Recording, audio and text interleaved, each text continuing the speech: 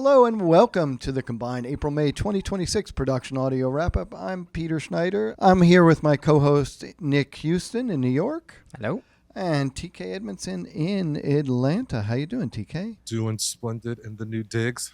Welcome to our office. Yeah, tell us about your new spot. We are living, live, and breathing in our new facility at 1526 DeKalb Avenue Northeast. 307. Or 307, 2109. I've had to memorize this for shipping purposes, obviously. But yeah, we have a new office, so please come check it out. We'll have an event later on that we'll announce and somebody else will talk about. But yeah, we're happy to be here for the community, and happy to be closer to the film community in Atlanta. So it's been nice. Also announcing that Jetwave and Gotham, as I like to say it, are Facebook official. And so we are part of the Jetwave family. Jetwave is truly, they're the leaders in distributed antenna system, in wireless systems, large deployment, like high stress live events, high wireless count events. Really, truly, Jim Dugan, visionary. They distributed Wisycom for a while. Mm-hmm. Really, very, very, very lucky to have access to their expertise. And they're going to be putting in some really positive changes in Gotham. We're in the middle of a transition to new software, which will streamline our operations and more inventory, which was very, very much needed. So we're really, really very happy.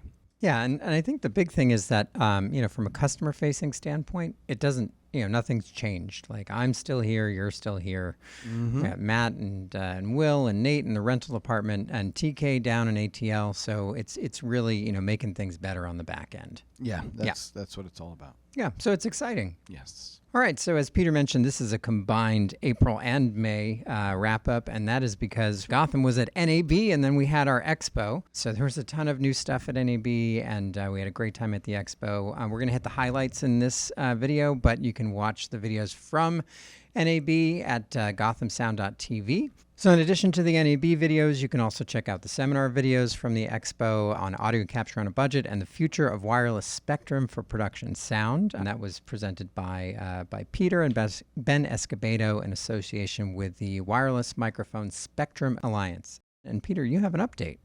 Yes, we were just in DC with WMSA. Mm-hmm.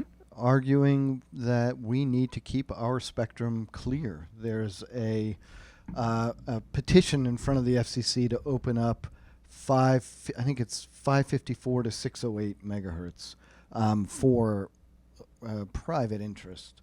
It's, they say it's public-private, but it's basically seems related to some kind of satellite infrastructure, communications. So like when you go under an overpass and this is one potential thing. They don't actually say mm-hmm. who it's really for, but one idea is that that's sort of what it's for. And they want 554 to 608 to do that in. And so WMSA mobilized us to argue that that's a bad idea in front of the Senate subcommittee, in front of Congress, like a congressional subcommittee, and before the FCC and before the NTIA, as well as advocate for additional spectrum on TV 37 and 1.2 gigahertz. It was interesting. I kind of represented film and reality TV, and yeah, it's very clear. It's always surprising how much they appreciate the content that we make, and they don't necessarily really understand how it's made. And then, and this is sort of amazing to me, is the spectrum that we need to make the content is diametrically opposed to the spectrum that these people are asking to distribute that content. So it's, it's the same highway. Henry Cohen had a great analogy, which is like, if all the highways were taken up for Amazon deliveries, but nothing to get the raw materials to the factories making the products for Amazon, how is that going to work? And same with us. So. Yeah, that makes a lot of sense. And yeah, imagine, that big football game in the winter that they play. A superb game. It really is. Yeah. Yeah, but without the spectrum to be able to capture it. They had many slides about that. Yeah, and the FCC themselves recognized that the FIFA World Cup. I forget the exact quote, but they said it's something like, imagine it's like 7 Super Bowls in terms of spectrum. Yeah. So they get it, but money talks is my worry. So. Yes, indeed. Zaxcom showed off their DCiRX UHF receiver with direct conversion technology at NAB. We did a bunch of videos that you should check out. It really is a kind of jack-of-all-trades device, USB interface, auto mixer, 4-channel receiver. It's pretty amazing. They also had their ZRC ZaxNet remote control, the QRX 400 4-channel wideband receiver with internal recording, and they teased that there might be a new Diva by the end of the year. Kind of a lot. The DCiRX is the only one that's available now. We've shipped the first couple of units, and everything else is still coming soon. But check out the videos at gothamsound.tv. Yes. All right, announcing from Sound Devices, the Astral Mini Plus Compact. This is their waterproof transmitter. Actually replaces the A20 Mini, so this will be available soon. If you've already heard the hoopla, then make sure you put your orders in. There is a line.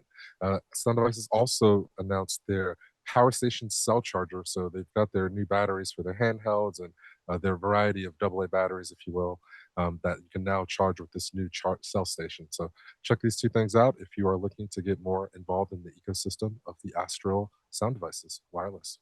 Nice. Rode had something cool at NAB. It was the Rodelink II. This was made as part of their new partnership with Lectrosonics. So it's a dual-channel UHF wireless system with onboard 32-bit float recording. And it's pretty darn impressive. So check out that video. Wisycom had a bunch of stuff to show. So they had the MPR60 firmware update, which adds multi-channel IFB mode. That's available now. PFL portable fiber link boxes. These are like throw-down boxes in Pelican cases, which is pretty amazing. Just add a battery. Available for receive and transmit. And then for your multiplexing, demultiplexing pleasure, they have the MUX M2 Dual, which is an affordable way to convert M0 to M2 and vice versa. And by the way, I want to give a shout out to Raycom for their great video, Piers' great video showing RF over fiber. Really a great introduction to how to do transmit over fiber, which is always tricky. So check that out, please. All right, new from Sennheiser, and rounding out their Spectera lineup is their handheld. This is going to be the SKM handheld body. If you're already excited about the Spectera, then check out this edition for the handheld lineup.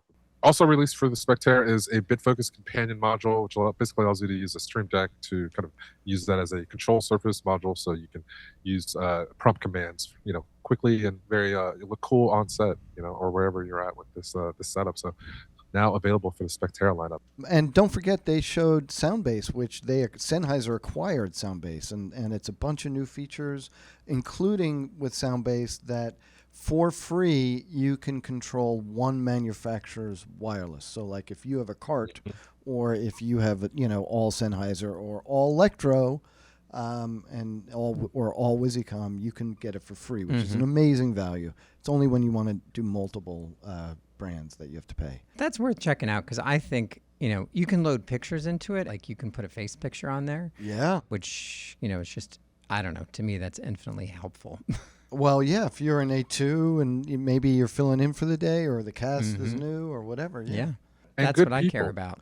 That man is so nice. Yeah, Donnie. Yeah, those guys are great. All right. So Q5X had some new stuff to show off. And, Q5X, I always feel like they are such innovators in terms of wireless transmitters and form factors. And they kind of, they're pretty darn impressive. So first things first, they teased this last year at NAB, but now it's available, the PlayerMic X digital transmitter. Super tiny, real small. They also have a quad receiver specifically for the PlayerMic X. So it's a white label third-party rack receiver with headphone jacks, XLR outputs, and Dante. And then they've got the new Axient digital Incognito with accessories, batteries that can record up to 32 hours, a push mic attachment, and recording battery for outside of the U.S., and then, one of the just fun specialty mics, the HatMic, for brim clip on. I guess they're using that in banana ball. So it is bananas. I love it. Yeah. Yep. Very cool. Batteries that record. Batteries that record. Yep. Amazing. Mm-hmm. So you can just, the Incognito is modular. So you just pop the battery off and then put a new battery on. If you have the recorder, it's got USB. So you just download it. Genius. Neat. Very cool. Viviana showed their Pebble body wave antenna, which directs RF energy away from the body. So instead of that bag of salt water being a attenuator for RF, this thing actually works with it, which is pretty amazing. Shipping from Italy now. And then they showed their very cool Viviana Cloud update, which is a pretty deep sound devices collaboration. Connects to the 8 series via USB. I love this because I think let the recorder record. Let the thing that streams the files over the internet stream the thing that, I was never a fan of Frame.io integrated into the recorders, even though they say it works and everything. Shout out to our friends at Frame.io. So check out the video we did at NAB. Nice. All right. Voice Technologies has announced their waterproof 3-pin Limo connector. So we're all very excited about this. Now you can go underwater like you were meant to. Back to the sea. We were all born with gills. Hooray. All right, so more waterproof stuff. RF Venue has a new diversity fin, IPX, which adds additional water resistance for all-weather use of RF Venue's flagship antenna.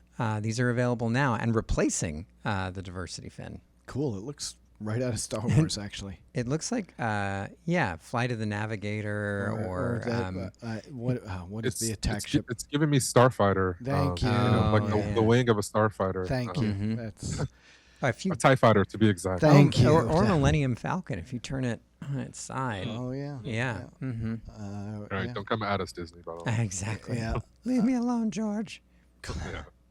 ClearCom showed a very, very cool thing called the FreeSpeak Cell. It's shipping next week, and I want to kind of dispel some myths. So what it is a FreeSpeak bell pack that runs on 5G, LTE or 5G.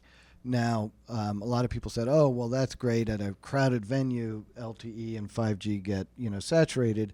But there's a technology called CBRS, or private 5G, that's sort of what the answer is, right? So now you can set up your own 5G network for those times when either, like on a soundstage, if you're in a Faraday cage and cell phones don't work, or if you expect it to get so saturated that you want to guarantee your own bandwidth. So I think, and they're also, by the way, ClearCom, I don't think I'm sort of like violating any NDA stuff, but there is some quality of service stuff that they're able to do if you are on the public network. The point is, this bell pack has both a physical SIM and an eSIM, so one bell pack can go between both.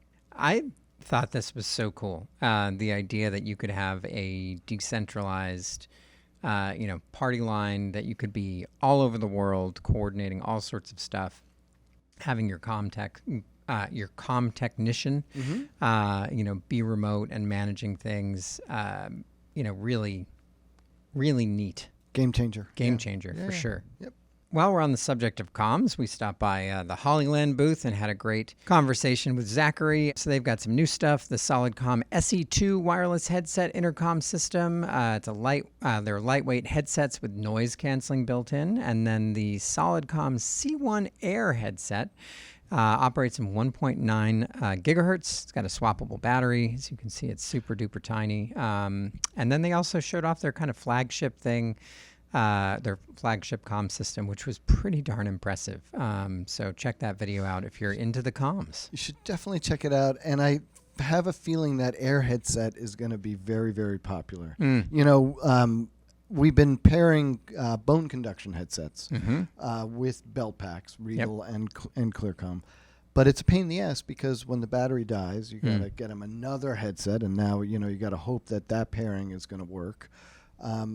Hollyland, I got to hand it to them. It's all in one. There is no belt pack with their headset, and the battery is replaceable. It's like they've truly thought of all of the issues.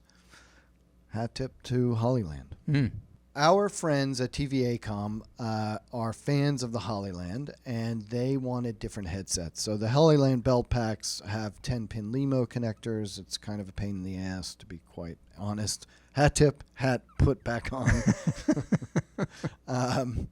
And so they came out with lightweight headsets for the 10-pin LEMO. I don't want to speak for them, but I think their thought process was, well, if we're going to do it for that, we may as well do it for 4-pin and 5-pin XLR. And then they came out with the high noise isolation versions as well, which have the traditional kind of TA5M connector in the ear cup. So yeah, definitely check it out. Economical but high quality. And we have them in stock here at Gotham. So Neat, if you're interested, just email sales@gothamsound.com. Nice. Speaking of interesting, I just made a complete cash sale while we were recording, but also very interesting and new is the Wavenet. They've announced the Micro NISO. It's a very small 2.4 gigahertz transmitter. Excuse me. It's used for the NISO earpieces. So if you need a small transmitter, now you've got one. And this is cool that they're continuing to add to this ecosystem. So shout out to the good folks in Spain. This also has a onboard mic. If you plug something into this, it will override the built-in mic. So a nice little feature to have if you want to throw on a third-party mic, up the audio quality just a bit there. Yeah, or use it as a small portable transmitter rather than using the bigger one, or however. This is for people not familiar. This is for their earwigs, their they're in ear. They're also behind the ear ones. I'm a fan of the behind the ear one because it's got more battery power and it's got more range. Yeah, because the antenna's not buried in a bag of salt water. That's as you say. Yeah, behind some gray matter. Well, not for me. Well, it depends on how much hair you have in your ear. Yeah, there you go. Don't zoom in there. Electro came out with their IFB-T 2.0 transmitter base station, which is a half-rack UHF-2 transmitter channels. It can do IFB, it can do digital hybrid, and it's, for point-to-point applications or just for regular IFB use. It's pretty cool. And it can do 250 milliwatts. That was something that was not previously possible in wideband technology, but it does 250 milliwatts. No kidding. Yeah. I missed that. That's Yeah. cool. Wow. Okay. Something about a big thingamajig that's like Oh, big circular inside. isolator, That's and they the don't one. have to, because they got more room to. That's right. Yeah. I was a little disappointed, kind of, sort of, that it didn't have the option of a built-in transmit combiner. Mm-hmm. So you still got to go to an external transmit combiner if you want to do one antenna, which I think a lot of people would benefit from. Sure. But anyways, it's a great addition. I hope it doesn't do a quarter watt in STL band. That would be not good for. I think it's just A1, B1. Okay. And to be clear, it's A1 or B1. You got to order it like that. Yeah. Yeah. It's either or. It's not both. It's the digital hybrid bands, not the digital D2 bands. Got it. Yeah. Thank you for that. They showed off their underwater lava. Well, it's not specifically underwater, but it's the L1. One thing that it seemed to solve is that kind of surface tension when a mic goes from underwater to surface. When it touches air, the water kind of adheres to the grill normally, which makes it kind of muffled. And the water seemed to just flow right out. So that was cool. And then they have their shotgun, which I think is a really fascinating choice. I'd like to get it in here so we can hear it. Yeah. The mics are part of their collaboration with Rode. So it's using some of Rode's technology, but given a little, Lectrosonics pixie dust. It's interesting. Yeah, Rode was showing off. I forget the name of the MEMS technology, but yeah, it's pretty cool. Yeah, so it's interesting. Definitely I did not, it's hard to do any kind of listening to things critically at NAB. Yeah. But definitely will be interested to hear what it sounds like compared to other microphone manufacturers. Totally. Yeah. All right, on the topic of mics, we have from Sanken the CUN2. This is a 2-inch little unidirectional cardio condenser mic. Also new from Sanken and widely anticipated is the COS-7D Lav. It will use all of the familiar accessories, so it's going to be slightly shorter than the COS-11D and a thinner wire. So we'll also have a less flat response curve and more graduated high frequencies. So very excited about this. In New York, they will be doing a in-house listening. Sanken, Jim Pace is coming, It's going to be a really great event. Make sure you guys check that out. 3:30 on June the 10th in Gotham, New York City. So really excited to see, hear, touch, feel these new Sanken lavaliers, and I want to see you too. Like the size of my pinky. Can't wait. That's I like funny. short mics. We're also excited to see you two. Sorry, it's terrible. That was a bad pun. Wow. Yeah. I know I didn't get up there last month or earlier this month. Right? Oh, I mean, TK, I'm always excited to see you, but we're also excited to see you at the event. Yes. Yeah. Sorry. I couldn't help myself. Moving on. I just want to wax nostalgic. The COS-11 was like back in my day. This was before DPA really took off. That was the mic to have, and I had a whole lot of them. The COS-11, and that was a long time ago. So the fact that they're coming out with the 7D so many decades later. It's pretty amazing to see this new mic. You should check it out here, like TK said, at 3:30. And then there's a little after party at Pig Beach around the corner that Plus 24, the Sanken distributor, is sponsoring. Yeah. Sheps has released a new Desert Island set. This is the Desert Island Boom set. It's designed to be a complete boom operator kit. Gives you the CMC1U mic preamp, the little tiny one with the XLR. You get an MK41 supercardioid capsule and the KMIT shotgun capsule and a case. It's a good value. I think she said it's 8% off the list price. The thing that was most exciting to me is that everything shows up in the Sheps blue. The MK41 capsule, the CMC1 preamp, and the KMIT, so everything matches.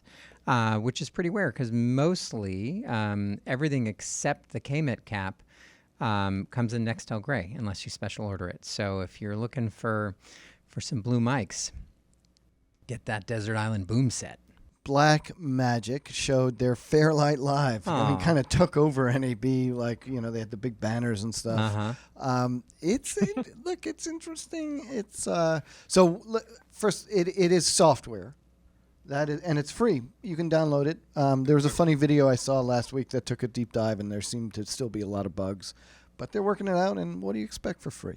No, they'll get it good. I mean, I'm sure they will. Yeah. And there's also a control surface aspect to it. But the software will work with any standard computer audio. So I'm Mac-centric, so any core audio interface. Including Dante Virtual Sound Card, but anything that shows up as a core audio, and it'll also, with a related firmware update, pull USB audio for the ATEMs from the ATEM switchers, which is not a workflow that we use, but some people are going to be excited about that. Very clearly obvious, not intended for our market. By our market, I mean production sound mixers. But I think, with some feature requests and some creative application, I think there's really something there to explore. And this is on the heels of a couple of different software-based mixers from Harrison, and there's one that took over by Ross. I'm blanking on the name. Jared, I'm sorry. I'll send you a link later. But yeah, it's really worth exploring. Would I use a software mixer on a cart right now?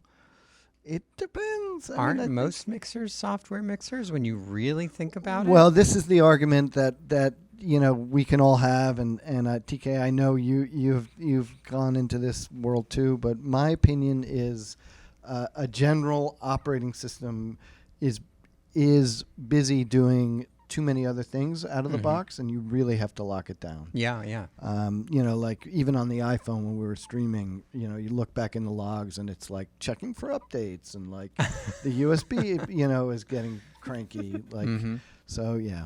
But this does open up a whole new world of, it feels kind of cyclical where people are, able to experiment with recording on set using a computer. We talk about Metacorder that we worked on back in the day, and Boom Quarter's been around for a while, and now there's Wild Tracks, and there's a whole bunch of other things out there that allows, where you don't, if you want to customize something for yourself using off-the-shelf components, you can. But I mean, the panels for 2K is pretty compelling too, even if you want to kind of pivot into the hardware part of this conversation. Yeah. Blackmagic is really doing something quite unheard of, I think, right now in terms of revigorating this recording-based computer, like operation thing.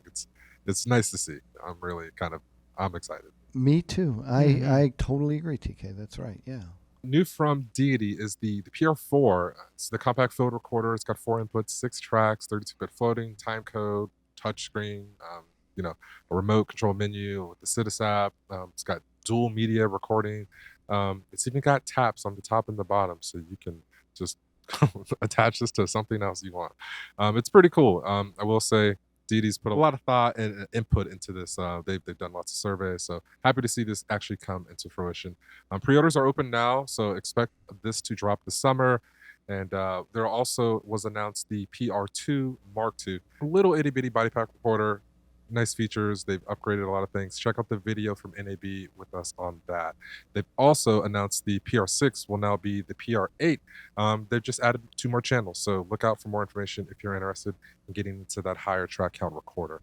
So yeah, all the new things from Deity. So our friends at Glen Sound had a bunch of cool new stuff to show, not least of which I was very excited about because it was sparkly and I get very distracted by sparkly things. But they came out with a GTM eSports Interface 60th Anniversary Edition with Swarovski crystals, so hand crystalled. Pretty crazy. It is pretty. That's, if you watch the video, it's just very pretty. They also have their Minos line. It's US wall plate Dante interfaces with various I/O configurations. They've got some new dark audio interfaces with 2 or 4 channels and different network options. The Beatrice R12V2 12-channel network intercom, which now has an LCD screen. And last but not least, an update on the Greater Divine. It's been split into 2 different types. There's the Greater Divine and now the Greater Divine Supernal, which that's a new term for me. But it's got a bunch of different network ports, USB-C inputs, headphone output, 1 gig network interface. It's more expensive, but more cooler. So check out the difference in specs. They're getting close to shipping, not available quite yet. Just an FYI, Divine Supernal was my drag name back in the 90s. Oh, I hope you didn't give up the copyright. Too bad. The R12, the Beatrice R12 is, I think, really like a sleeper product that everybody should know about if you're involved in comms, or even like if you have to route a couple of voices to a lot of different destinations. It's got the e-ink display, very cool. Zoom came out with their TCA timecode adapter, so this is for hardwired timecode into all of their products, right? It's all the Handy Studio, Essential, and F3 recorders. It takes the place of the Bluetooth adapter. So yeah, check it out. Hardwired timecode, Zoom, stepping up. Yeah, that's nice to see in terms of accessories there. Also, nice to see in terms of accessories, Orca Bag has announced and released their bag antenna mount. So they've got 2 different versions of these. The OR152 bracket's going to be for the full-size bag. And then they have the OR153, which are connectors. They actually kind of modular connect onto the compact bag. So 2 options for you guys, depending on the size bag you're using. Very nice to see these accessories kind of continue to roll out to help the people get what they need onto the bag. They've also announced the 410, which is going to be a lightweight harness. It's got just 4 straps, click, click, click, click, and you're on. So lastly, the OR163 audio duffel bag, which is actually upcoming. So look out for that if you are interested in adding a duffel bag to your lineup to hold all your sound gear. It is a giant bag. It's a big old bag. Yeah, a lot of pockets. They already did one, actually. Yeah. Which was good. It was a nice duffel bag. Ambient has come out with some counterweights for their Quick Pull series. So these counterweights will fit the QP5 and the QP Slim. They can be stacked together for additional weight. It also has a female thread on the bottom, so you can screw it onto a mic stand. These are available or shipping now. Still on their way here, but so give a little bit of time. But they're, good physics to have the counterbalance, especially when you've got a long pole or you're using an easy rig or something like that, necessary. Yes, Fulcrum. Fulcrum. Yes. 17 feet. This would definitely help. Yeah. Mm-hmm.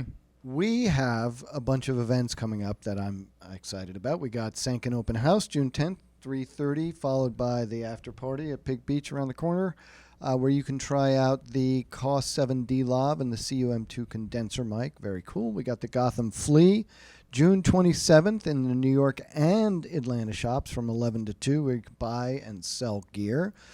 We only ask if you're going to sell, just sign up so we can make sure you have, there's tables for you, a table for you.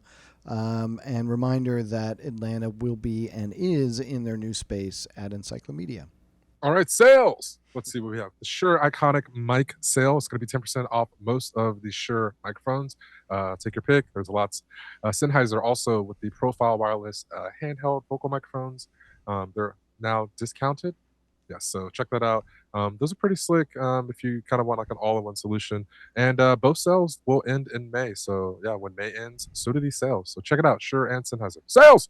All right, so some important news, non-sales related, non-product related, but there are some new portable battery flight restrictions. So American Airlines announced the following restrictions: that lithium batteries must be in carry-on bags only. That's been true for a while. Spare batteries must be individually protected. So for batteries of up to 100 watt hours, you can carry on up to 4 batteries. For batteries 100 to 160 watt hours, you can have up to 2. And for anything more than that, you have to contact the airline ahead of time for special assistance before traveling. And apparently there's even some restrictions on portable chargers, which I had not read that until just now. So this was something that Core SWX alerted us to, and we really appreciate that. Well, first of all, this has come about because of lithium battery fires on airplanes. So a lot of the restrictions are you can't keep these batteries in the overhead, because by the time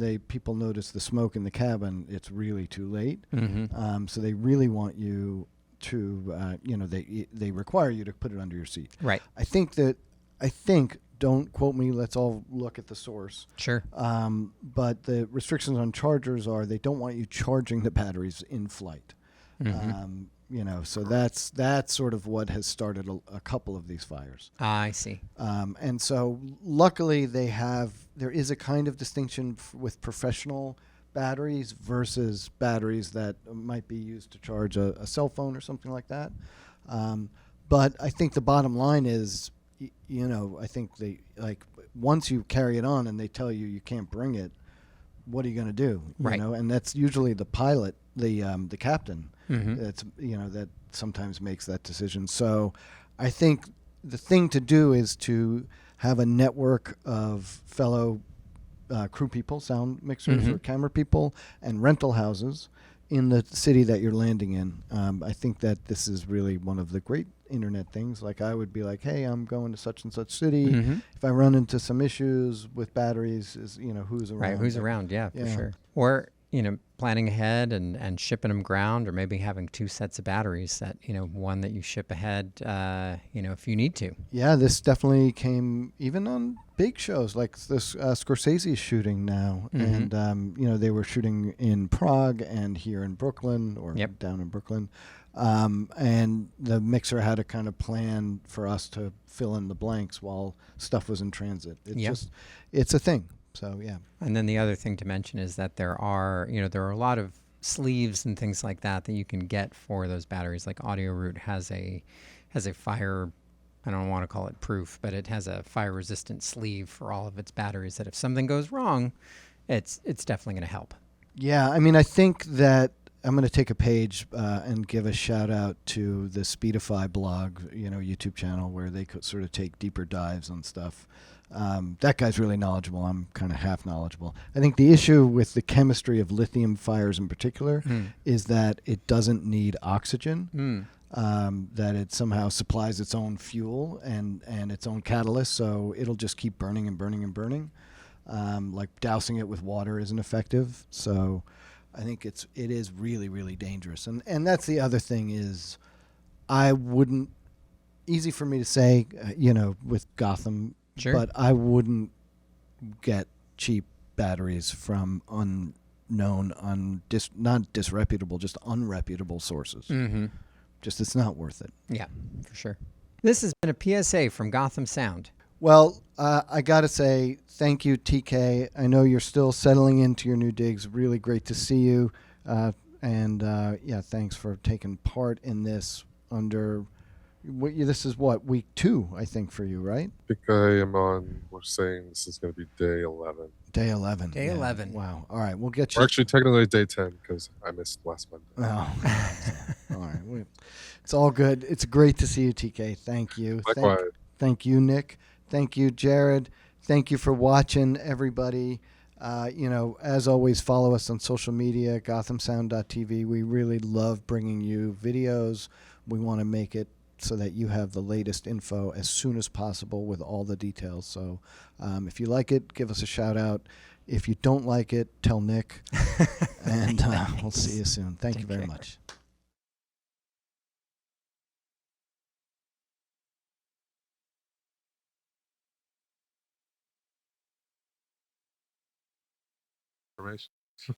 Can't make them curls toe.